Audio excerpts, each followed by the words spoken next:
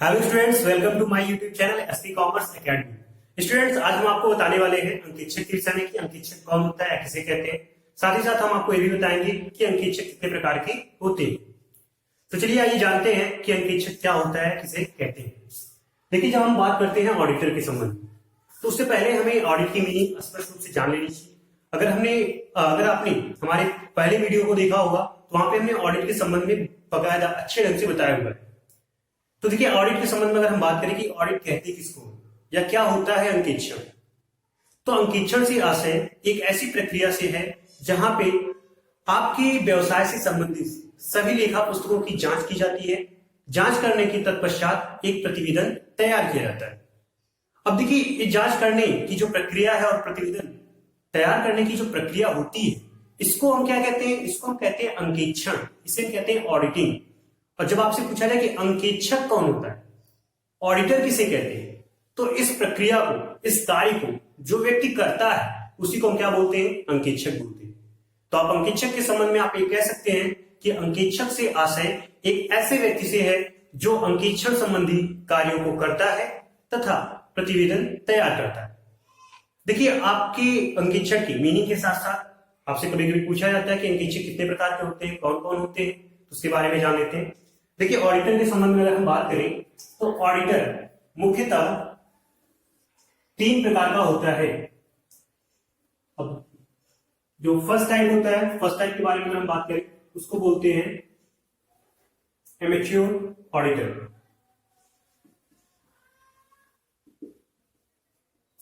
दूसरा होता है आपका गवर्नमेंट ऑडिटर।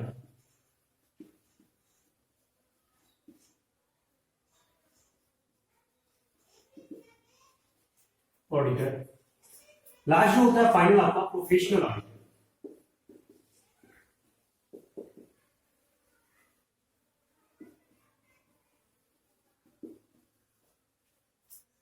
देखिए, अगर अंकेक्षक के संबंध में बात की जाए तो अंकेक्षक मुख्यतः 3 प्रकार का होता है। पहला आपका एमेच्योर ऑडिटर, ठीक है, जिसे हम निजी अंकेक्षक भी कहते हैं। गवर्नमेंट ऑडिटर, सरकारी अंकेक्षक। प्रोफेशनल ऑडिटर, जिसे हम क्या कहते हैं? आपको कहीं ना कहीं पेशेवर अंकेक्षक कहते हैं। तो देखिए, इन तीनों में डिफरेंस क्या है, ये तीनों होते क्या है, इसके बारे में यहाँ पे जान लेते हैं। अगर हम बात करेंगे एमेच्योर ऑडिटर की, तो देखिए, एक ऐसा ऑडिटर जो सिर्फ और सिर्फ अपनी शौक के लिए अंकेक्षण करता है तथा यह जो ऑडिटर होता है कभी भी ऑडिटिंग के लिए उपयुक्त नहीं माना जाता। देखिए, जब कोई ऐसा व्यक्ति ऑडिट करना प्रारंभ कर दे जिसके पास क्वालिफिकेशन ना हो, जिसके पास योग्यता ना हो, तो उसे हम क्या बोलते हैं? एमेच्योर ऑडिटर या प्राइवेट ऑडिटर बोलते हैं।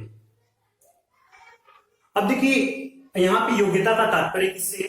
देखिए, योग्यता का तात्पर्य होता है कि अगर हम जब ऑडिटिंग की बात करते हैं, प्रोफेशनल ऑडिट की बात करेंगे, तो वहां पे ICAI, institute of chartered accountancy in India की तरफ से, ICAI की तरफ से उसके पास CA का सर्टिफिकेट होना चाहिए।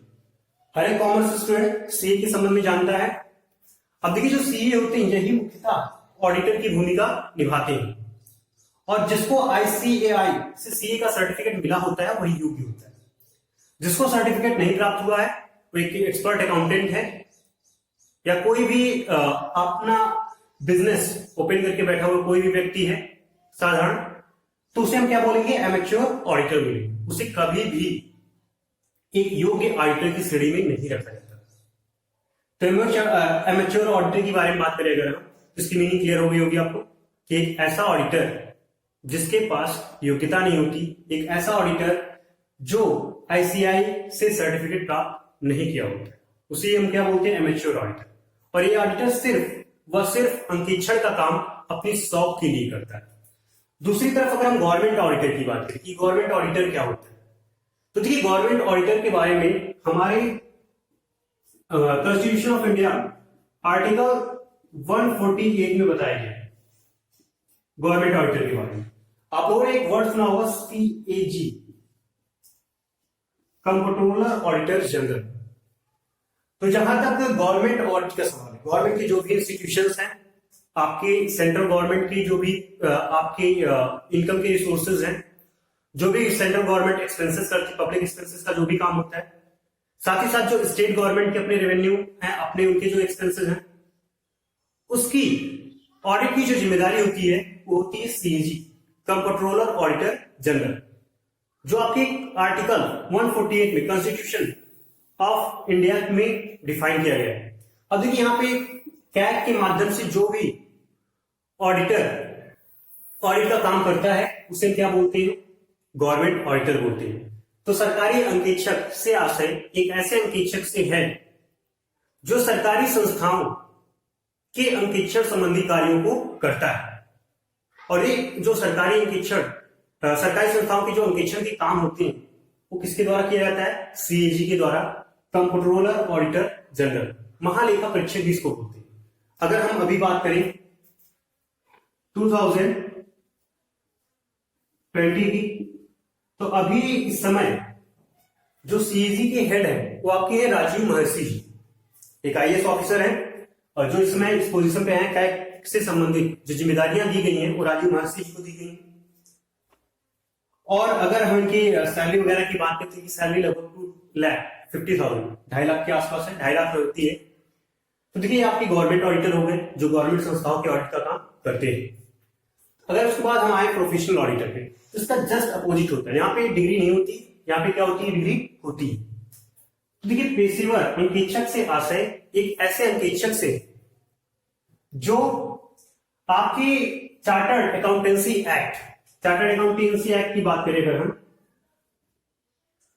तो ये एक्ट 1949 में 1949, देखिए 1949 कई पर्पज से हमारे इंपॉर्टेंट होता है। 1949 की बात करें तो उसी 1949 में भारतीय बैंकिंग अधिनियम आया था, आपके आरबीआई का जो नेशनलाइजेशन हुआ था वो भी 1949 में ही हुआ था। तो देखिए चार्टर्ड अकाउंटेंसी एक्ट 1949 के तहत अगर कोई भी व्यक्ति आईसीएआई से कहीं ना कहीं सीए का सर्टिफिकेट प्राप्त कर लेता है तो ऐसा व्यक्ति एक प्रोफेशनल ऑडिटर कहा जाता है। जिसके पास भी सीए का सर्टिफिकेट होगा वो कौन सा ऑडिटर होता है? Professional auditor.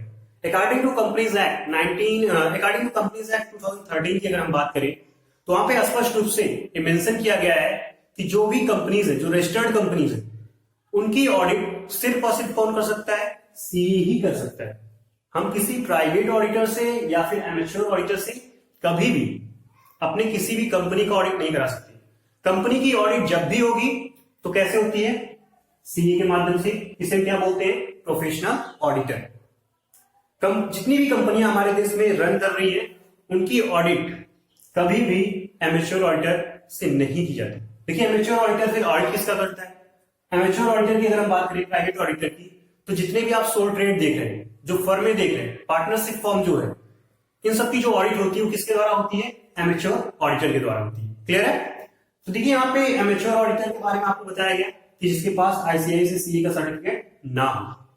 दूसरी तरफ आपको बताया गया गवर्नमेंट ऑडिटिंग के बारे में, एक ऐसा अंकेक्षक जो गवर्नमेंट या सरकारी संस्थाओं का अंकेक्षक का काम करता है, और ये काम करता कौन है? सीएजी करता है, कंट्रोलर ऑडिटर जनरल। इसके बाद हमने आपको बताया प्रोफेशनल ऑडिटर के संबंध में कि प्रोफेशनल ऑडिटर कौन होता है, किसे कहते हैं। इसमें हमने बताया आपको कि यहाँ पे क्या होना चाहिए? चार्टर्ड अकाउंटेंसी एक्ट 1949 के तहत आईसीएआई से सीए का सर्टिफिकेट प्राप्त होना चाहिए। अब कोई भी व्यक्ति सीए का सर्टिफिकेट प्राप्त कर लेता है फाइनल, तो कहीं ना कहीं उसे किस श्रेणी में रखा जाएगा? प्रोफेशनल ऑडिटर की श्रेणी में रखा जाएगा। और यही वो ऑडिटर हैं जो आपके जितने भी प्राइवेट कंपनीज हैं उनके ऑडिट का काम करते हैं। आपकी जो भी पब्लिक सेक्टर या प्राइवेट सेक्टर की कंपनीज है जिसमें गवर्नमेंट का इंटरफेरेंस नहीं है, उनकी कहीं ना कहीं ये लोग क्या करते हैं? ऑडिट करते हैं। देखिए अगर आपको पब्लिक, प्राइवेट और डिफरेंट टाइप की जो कंपनीज है उनके बारे में जानना है तो हमारे चैनल पे कंटिन्यू बने रहिए। जल्दी हम कंपनी लॉ से संबंधित कुछ वीडियोस लेके आएंगे आपके सामने, तो वहां पे हम आपको स्पष्ट कर देंगे कंपनी कितने प्रकार की होती है और कंपनी से संबंधित उन सभी छोटी बड़ी जानकारियों के बारे में आपको अवगत कराएंगे। तो ठीक है, आज के लिए बस इतना ही। मिलते हैं अपने नेक्स्ट वीडियो में। धन्यवाद।